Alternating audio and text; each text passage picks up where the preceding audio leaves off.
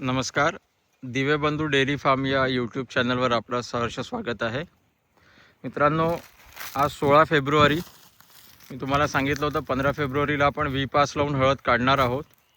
आपण काल त्या पद्धतीने काढली. काल रविवार होता आणि मला काही नागपुरात कामं होते महाशिवरात्रीनिमित्त आणि दुकानातही बसायचं होतं, तर येता नाही आलं. तर आज मी तुम्हाला दाखवते आपल्या शेतात हळद कशी झाली आहे.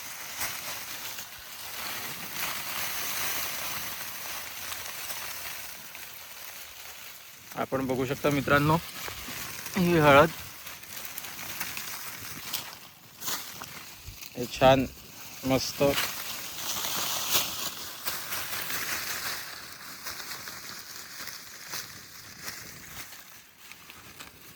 मित्रांनो, या जमिनीवरती आपण पहिल्यांदा यावर्षी जैविक शेती करायला घेतली. पहिलंच वर्ष होतं आपलं. मला ही जमीन साधारणतः 15 मेच्या दरम्यान करायला मिळाली. आपली फॅमिलीज ओन जमीन आहे, पण पहिले काका इथे शेती करायचे आणि यावर्षी आपल्याला मिळाली. तर साधारणतः माझ्या एक्सपेक्टेशनच्या 70% उत्पन्न आलेलं आहे. पुढच्या वर्षात आणखीन इथे चांगलं उत्पन्न येईल, कारण की आपण पूर्ण जैविक हा 10 एकरचा पट्टा केलेला आहे यावर्षी. आणि आता लगेच याला आपण नांगरून, म्हणजे हळद काढून होऊन जाते, एक 4-5 दिवसांमध्ये पूर्ण उकरून होऊन जाते इथनं, की मग लगेच आपण याला नांगरून ठेवून देणार. मग महिन्याभराने रोटावेटर करून दर 15 दिवसांनी कल्टिवेटरची एक पाळी आपण देणार. पण बघू शकता मित्रांनो, बिलकुल निसर्गाच्या सानिध्यातली हळद आहे. हे बघा, मी तुम्हाला बोर जंगल दाखवतो. हे बोर जंगल बिलकुल बाजूला लागून आहे आपल्याला.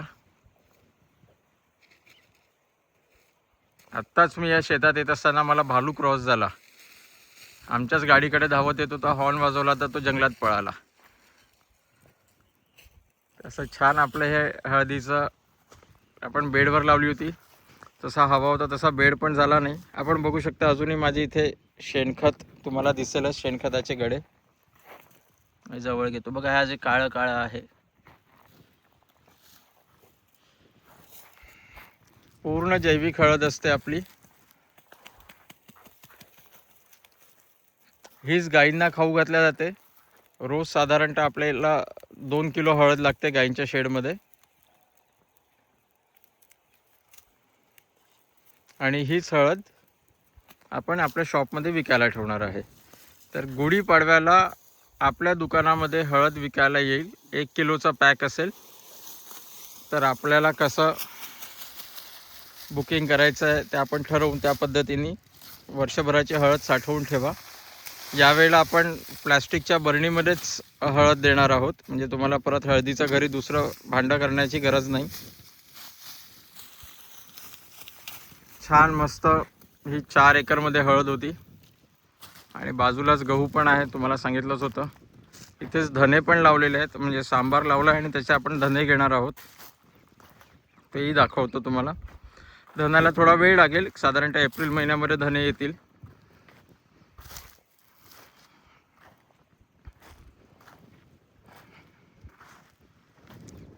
मित्रांनो, आमच्या फार्मवरती सर्व गोष्टी या जैविकच केल्या जातात. आम्ही ऑर्गॅनिक देखील करत नाही. ऑर्गॅनिकमध्ये सुद्धा काही प्रमाणात पेस्टिसाइड्स टाकण्याची परवानगी असते, किंवा काही खतंसुद्धा, म्हणजे त्यांची ठराविक मात्रा असते, तेवढ्या मात्रेपर्यंत तुम्ही वापरू शकता. पण आम्ही बिलकुल त्या पद्धतीने करत नाही. त्याची 2 कारणं आहेत, की आपल्या शेतातल्या सगळ्या गोष्टी या आपल्या याचं उरलेलं जे रेसिड्यू असतं ते आपल्या गायींना जातं आणि आपण त्या गाईचं दूध पितो.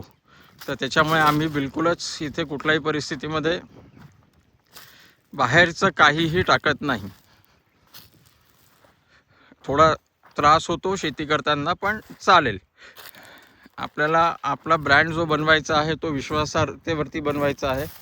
हे बघा, आपल्याला आता ही 2 दिवस अशीच हळद इथे राहील, म्हणजे ही माती जी आहे ती त्याला लूज पडून जाते, म्हणजे मग बाया त्याला सहज वेचू शकतात. आता म्हणजे ही एकदा हळद वेचून झाल्यावरती एकदा परत कल्टिवेटर चालवावं लागतं, म्हणजे मग जी काही थोडीफार इकडे तिकडे, जशी आता ही पडलेली हळद आहे, अशाच काही बुंदे, असेच काही हे आतमध्ये गेले आहेत, तर ते कल्टिवेट केल्याने ते वरती येऊन जातात. अशा पद्धतीने आपण पूर्ण जैविक शेती करतो. पुढच्या वर्षी याच 10 एकरच्या प्लॉटमध्ये साधारणतः 10 पद्धतीचे पिकं घेण्याचा माझं प्लॅनिंग आहे. पूर्ण म्हणजे 8 महिन्यांच्या स्पॅनमध्ये ते असतील. पहिले 4-5 प्रकार आणि नंतर 3-4 प्रकार, म्हणजे पावसाळ्यातले 4-5 आणि हिवाळ्यातले 3-4 प्रकार. म्हणजे हिवाळ्यात गहू, चणा, काबुली चणा असं राहील. पावसाळ्यामध्ये हळद, तूर, त्याच्यानंतर हे बघा मित्रांनो आपला धणे, पूर्ण धण्यांचा प्लॉट आहे हा. इथे स्प्रिंकलर चालू आहे गव्हावरती, तो तिथे गहू आहे. इथली खालची हळद होती, ही पण काढून झालेली आहे. तर कसा वाटतं तुम्हाला आमचं जैविक फार्म हे आम्हाला कॉमेंटमध्ये नक्की कळवा. आणि आमच्या प्लीज यूट्यूब पेजला लाईक आणि सबस्क्राईब करा. तर असंच तुम्हाला रोजचे नवनवीन व्हिडिओज बघायला मिळतील. धन्यवाद.